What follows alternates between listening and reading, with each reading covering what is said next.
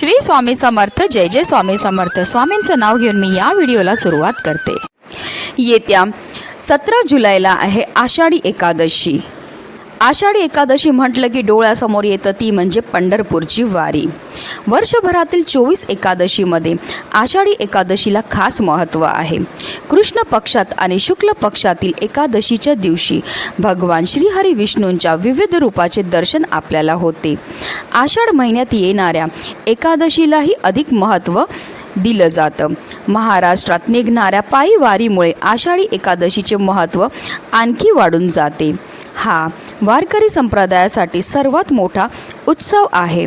आषाढी एकादशीच्या दिवशी लाखो संख्येने वारकरी आणि भक्त पंढरपुरामध्ये विठ्ठलाच्या दर्शनासाठी येतात.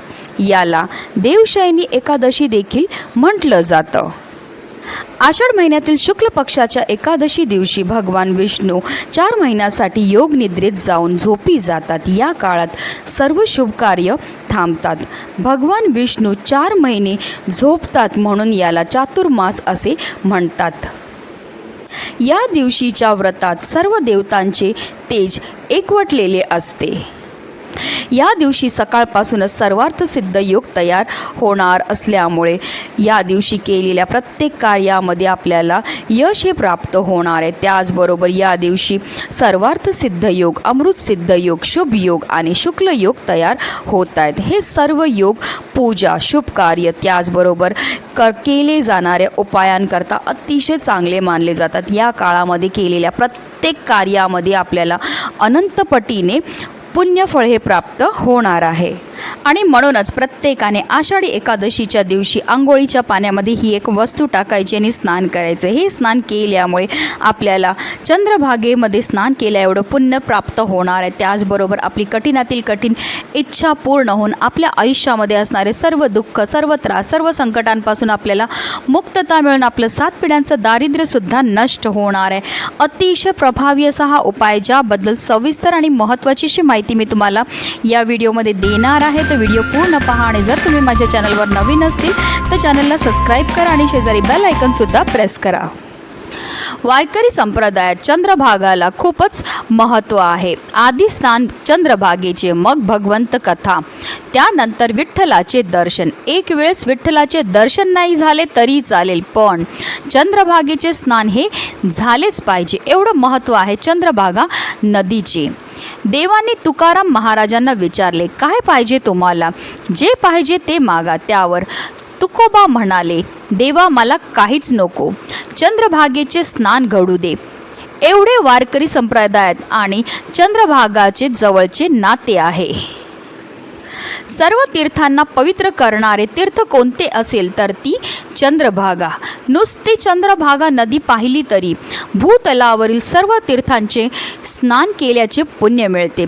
सर्व दोष घालवण्याची शक्ती चंद्रभागा दर्शनात आहे. त्यामुळे सर्वोत्कृष्ट क्षेत्र आणि तीर्थ म्हणजे चंद्रभागा आहे. जर तुम्हाला शक्य झालं तर आवर्जून चंद्रभागेमध्ये स्नान करा. पण आता हल्लीच्या धावपळीच्या जीवनामध्ये प्रत्येकालाच चंद्रभागे नदीमध्ये जाऊन स्नान करणं शक्य नसतं. म्हणूनच आपल्याला घरच्या घरी आंघोळीच्या पाण्यामध्ये हा काही वस्तू टाकायच्या आणि त्याने आपल्याला स्नान करायचे. हे स्नान केल्यामुळे आपल्याला चंद्रभागेमध्ये स्नान केल्या एवढं पुण्य हे प्राप्त होतं. त्याचबरोबर आपल्या आयुष्यामध्ये असणारे जे दुःख आहेत, विघ्न आहेत, संकट आहेत, दोष आहेत, ते नष्ट होऊन आपली कठीणातील कठीण इच्छासुद्धा पूर्ण होते.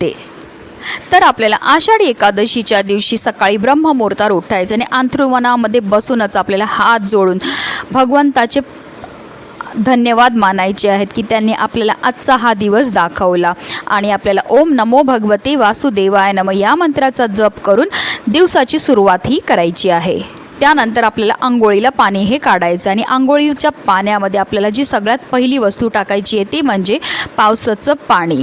हा उपाय आपण फक्त वर्षामधनं एकदाच करू शकतो, ते पण आषाढी एकादशीच्या दिवशी, कारण तेव्हा पावसाळा असतो. तर आपल्याला थोडंसं पावसाचं पाणी हे टाकायचं. हे पाणी टाकल्यामुळे आपल्याला नद्यांमध्ये स्नान केल्याचं पुण्य हे प्राप्त होत असतं, कारण पावसाचं पाणी हे नद्यांमध्येच जात असतं.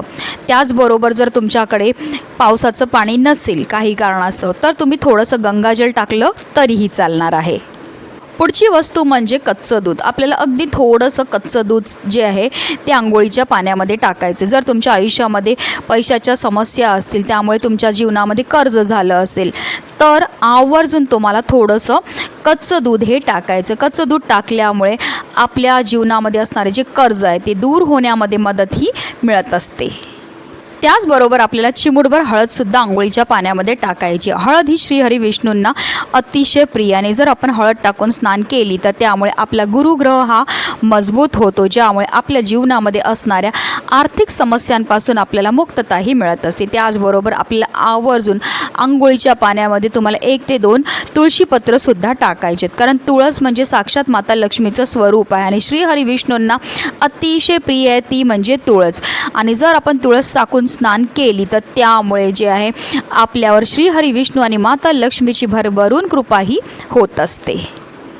तर ह्या सर्व वस्तू आपल्याला आंघोळीच्या पाण्यामध्ये टाकायच्यात आणि आपल्याला स्नान करायचे. स्नान करताना आपल्याला 1 मग पाणी जो आहे आपल्या उजव्या खांद्यावर टाकायचं, 1 मग पाणी आपल्या डाव्या खांद्यावर टाकायचं आणि त्यानंतर आपल्याला संपूर्ण स्नानही करायचे. स्नान करताना आपल्याला निरंतर ओम नमो भगवते वासुदेवाय नमः या मंत्राचा जप हा करायचा आहे. पण तुम्हाला एक गोष्टीची काळजी घ्यायची की एकादशी तिथीला केस हे धुतले जात नाही, म्हणून आपल्याला अजिबात केस धुवायचे नाही. त्याचबरोबर आपल्या अंगाला कोणत्याही प्रकारचा साबण किंवा शॅम्पूसुद्धा लावायचे नाही. हे 2 नियम तुम्हाला कटाक्षाने पाळायचे आहेत. जेव्हा आपण आंघोळीच्या पाण्यामध्ये ह्या सर्व वस्तू टाकतो, त्याचबरोबर मंत्राचा जप करतो, त्यामुळे आपल्या तनाबरोबर आपल्या मनाची सुद्धा शुद्धीही होत असते आणि पवित्र तनाने आणि पवित्र मनाने केलेल्या प्रत्येक कार्यामध्ये आपल्याला 100% यश हे प्राप्त होत असतं. स्नान झाल्यानंतर आपल्याला स्वच्छ वस्त्र हे परिधान करायचे. जर तुम्हाला शक्य झालं तर लाल किंवा पिवळ्या रंगाचे वस्त्र परिधान करा आणि त्यानंतर सर्वप्रथम देवघरामध्ये दिवा प्रज्वलित करा आणि त्यानंतर आपल्याला विधिवत श्रीहरी विष्णूंची पूजाही करायची आहे. अशा रीतीने आपल्याला हा उपाय जो आहे तो करायचा. नक्की करा. हा उपाय केल्यामुळे आपली कठीणातील कठीण इच्छा तर पूर्ण होणारच आहे, पण आपल्याला चंद्रभागेमध्ये स्नान केल्या एवढं पुण्य प्राप्त होणार आहे, ज्यामुळे आपलं 7 पिढ्यांचं दारिद्र्य नष्ट होऊन आपल्या संपूर्ण कुटुंबाची भरभरून अशी प्रगती होणार आहे. म्हणूनच व्हिडिओ जास्तीत जास्त लोकांपर्यंत शेअर करा, जेणेकरून प्रत्येकाच्या आयुष्याचं कल्याण हो हीच मनामध्ये इच्छा. श्री स्वामी समर्थ. जय जय स्वामी समर्थ.